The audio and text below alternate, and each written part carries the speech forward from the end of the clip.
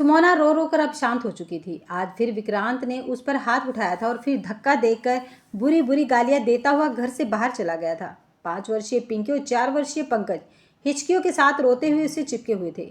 तीनों के आंसू मिलकर एक हो रहे थे। अब यह सब आए दिन की बात हो गई थी। सुमोना सोच रही थी कि कौन कहेगा कि वे दोनों पढ़े लिखे संपन्न परिवारों से हैं। दोनों के ही परिवार आर्थिक और सामाजिक रूप से समाज में अच्छी हैसियत रखते थे। कहने को तो उनका प्रेम विवाह था। सजातीय होने के कारण और शायद परिजनों के खुले हुए विचारों का होने के कारण भी उन्हें विवाह में कोई अड़चन नहीं आई थी। सबकी रजामंदी से बहुत धूम धड़ाके के साथ उन दोनों का विवाह संपन्न हुआ था।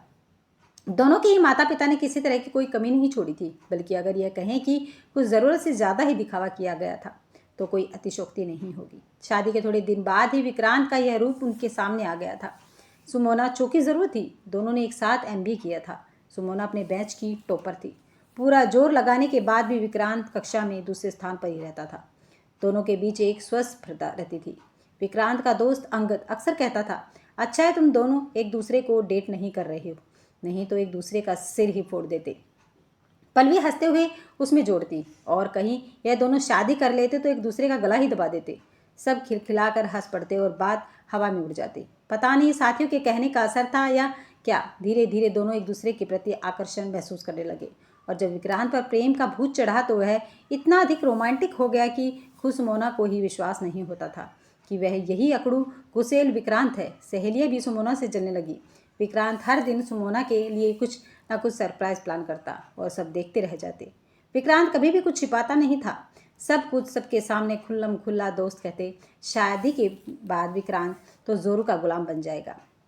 विक्रांत हंसकर जवाब देता, हाँ भाई बन जाऊंगा, तुम्हारे पेट में क्यों दर्द होता है, तुम भी बन जाना, पर अपनी बीवी के, मेरी नहीं। और चारों ओर जलन भरी खिलखिलाहट बिखर जाती। सुमोना का खुद भी विक्रांत का यह रूप बहुत पाता था। वह तो खुशियों के सतरंगे आकाश में विचरण कर रही थी, मगर कहाँ जानती थी कि कुदरत उसे अंधेरे की गहरी खाई की ओर ले जा रहा है। पहला झटका सुमोना को शादी के बाद दूसरे महीने में लगा। मात्र 15 दिनों के हनीमून ट्रिप से जब लौटे थे, एक हफ्ता तो घर से तो बाहर ही नहीं निकले और विक्रांत तो जैसे चकोर की तरह से निहारता ही रहता। जॉइंट फैमिली थी। घर में सास ससुर के साथ जेठ जेठानी भी थे, पर जैसे विक्रांत को कोई फर्क नहीं पड़ता था।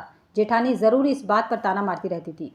वह एकांत में विक्रांत को समझाती तो वह कहता, जो जलता है उसे जलने दो। रात नहीं, बहू के स्वागत में विक्रांत के चाचा ने पूरे परिवार को खाने पर बुलाया था। बहुत चाव से सज धज कर जब वह तैयार हुई और विक्रांत के सामने आई तो विक्रांत के चेहरे पर बल पड़ गया था। यह क्या पहना है तुमने, क्यों, क्या हुआ, अच्छा तो है ना? शीशे में खुद को निहारते हुए उसने पूछा। ब्लाउज का इतना गहरा गला कि किसको दिखाना चाहती हो? आहत हुई थी सुमोना, पर खुद को संभाल कर बोली, अच्छा तो जनाब इनसिक्योर हो रहे हो, बदल कर नीचे आओ, मैं माँ के पास इंतजार कर रहा हूँ। कहता हुआ विक्रांत कमरे से बाहर चला गया। सुमोना का उखड़ा हुआ मूड चाचा के घर में सबके स्नेहिल व्यवहार से फिर से खिल उठा था। खाना खाकर सब बैठक में हंसी मजाक कर रहे थे। बहुत ही खुशनुमा माहौल था। सब उसके रूप और व्यवहार की तारीफ कर रहे थे। थोड़ा हंसी मजाक भी चल रहा था। किसी बात पर सबके साथ खिलखिलाकर हंसी तो विक्रांत तेजी से चीखा, क्या घोड़े की तरह ही नींद आ रही हो, कायदे से हंस भी नहीं सकती हो क्या? सब चुप हो गए और उसी असहनीय शांति के बीच वापस घर चले आए। कोई कुछ नहीं बोला। कमरे में आकर वह बहुत रोई। विक्रांत पर कोई प्रभाव नहीं पड़ा। वह करवट बदलकर आराम से सो गया। सुबह भी घर से इस बारे में कोई बात नहीं हुई। न ही किसी ने उससे कुछ कहा, न ही विक्रांत को कुछ समझाया। जेठानी के चेहरे पर जरूर व्यंग भरी मुस्कान पूरे दिन तहती रही। कुछ ही दिनों बाद विक्रांत के किसी दोस्त की एनिवर्सरी की पार्टी थी। विक्रांत ने उसे शाम के लिए तैयार होने के साथ साथ यह भी हिदायत दी कि देखो, यह मेरे दोस्त की पार्टी है, शराफत वाले कपड़े ही पहनना, बल्कि ऐसा करो कि मुझे दिखा दो कि तुम क्या पहनने वाली हो। यह तो बस शुरुआत थी। उसके पहनने बोलने पर टिप्पणी करना, टोका टोकी करना, व्यंग करना अब अंगद के लिए आम बात हो गई थी। उस दिन पार्टी पूरे शबाब पर थी। सब संगीत की लहरों पर थिरक रहे थे। संगीत वैसे भी सुमोना की कमजोरी थी। वह भी पूरी तरह से संगीत में डूबी हुई थिरक रही थी। अचानक अंगद चिल्लाया, क्या नचनिया की तरह ठुमके लगा रही हो? आप पिछली बातें भूल जाओ। शरीफ घर की बहू बन गई हो, तुम शरीफों की तरह रहना सीखो। इस अपमान को वह सहन नहीं कर पाई और रोते हुए बाहर की ओर भागी। विक्रांत भी उसके पीछे पीछे आया। घर पहुंचते ही उसने अपनी सासू माँ को पूरी बात बताई। उनकी प्रतिक्रिया से वह चकित रह गई। देख बहू, पति पत्नी के बीच में ऐसी छोटी मोटी बातें होती रहती हैं, इसे तूल नहीं देना चाहिए। जाओ जाकर आराम करो। कहते हुए उसने उसकी पीठ थपथपाई और अपने कमरे में चली गई। रात उसने आंखों में ही काटी।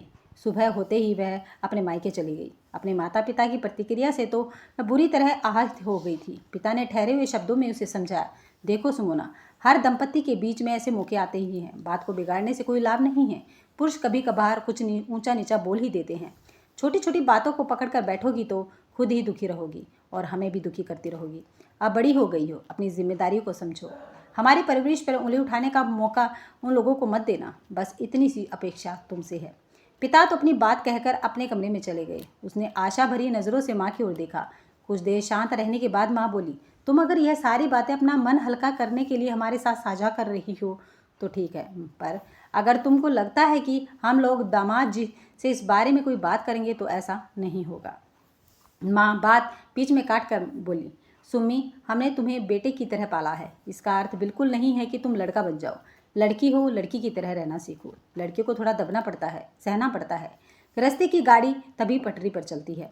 माँ, मुझे इस तरह अपमानित करने का अधिकार विक्रांत को नहीं है। सुम्मी, तुमने तो खुद देखा है, तुम्हारे पापा कितनी बार मुझे क्या कुछ नहीं कह देते। तो क्या मैं उनकी शिकायत लेकर अपने मायके जाती हूँ? नहीं ना माँ, पर मैं यह अपमान बर्दाश्त नहीं कर सकती।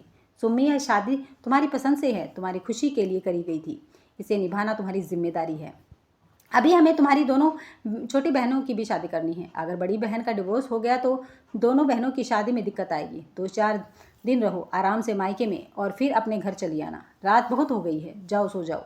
शाम को ऑफिस से लौटते हुए विक्रांत उसके मायके चला गया। बिना कुछ कहे सुने वह विक्रांत के साथ अपने ससुराल चली गई। अपमानित होने का एक अनवरत सिलसिला आरंभ हो गया। अब उसे अपने जीवन की सबसे बड़ी भूल का एहसास हो रहा था।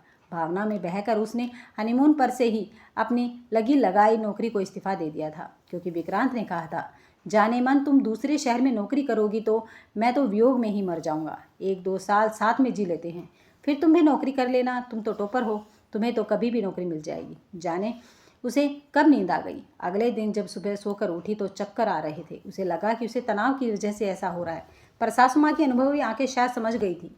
उन्होंने डॉक्टर के पास ले जाकर जांच करवाई और खुशी से झूमती हुई घर वापस आई।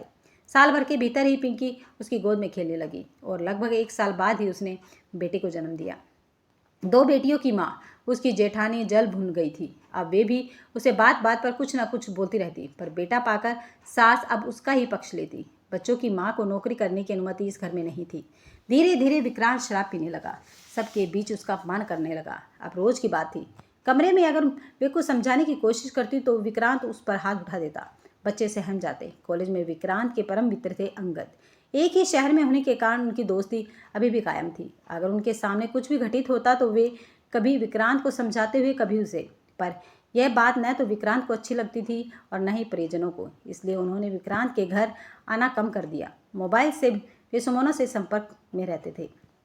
सुमोना भी जब भी परेशान होते एकांत पाकर अंगद जी को ही फोन लगा देती। अंगद हमेशा उसका हौसला बढ़ाते, अपने पैरों पर खड़े होने की सलाह देते।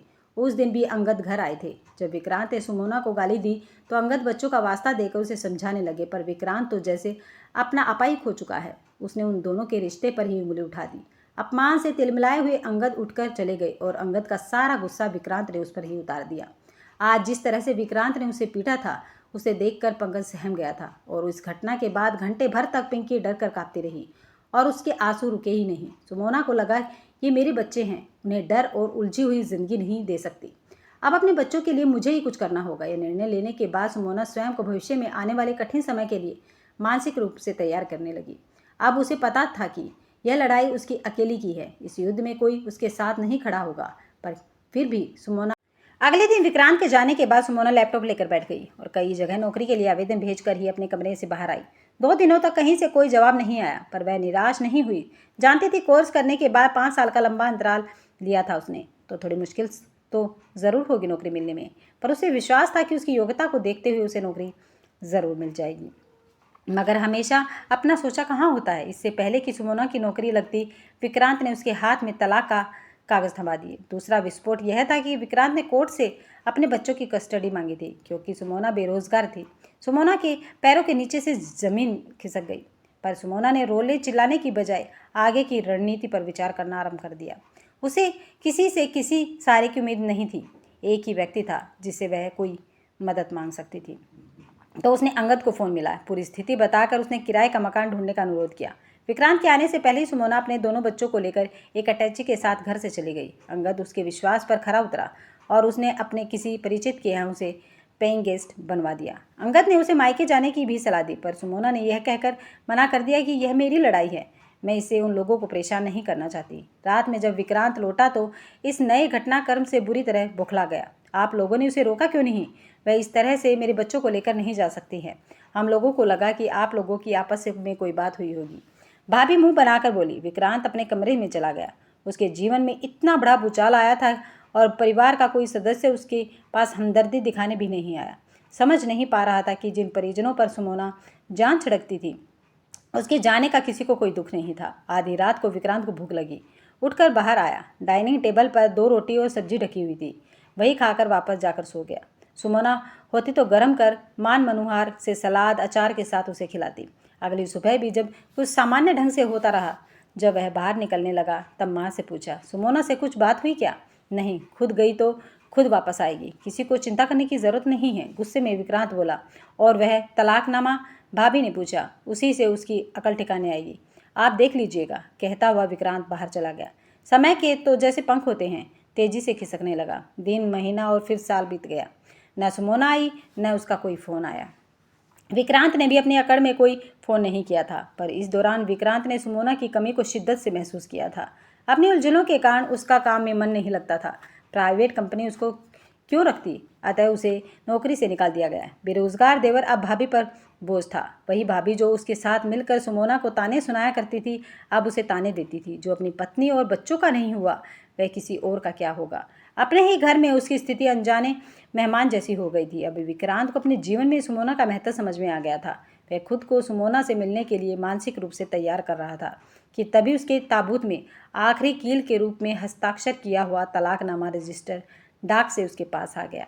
साथ ही सुमोना ने कोर्ट के पास अपने बच्चों की कस्टडी का दावा भी ठोका था, क्योंकि अब वह बेरोजगार नहीं थी, बल्कि एक बड़ी कंपनी की HR हेड थी।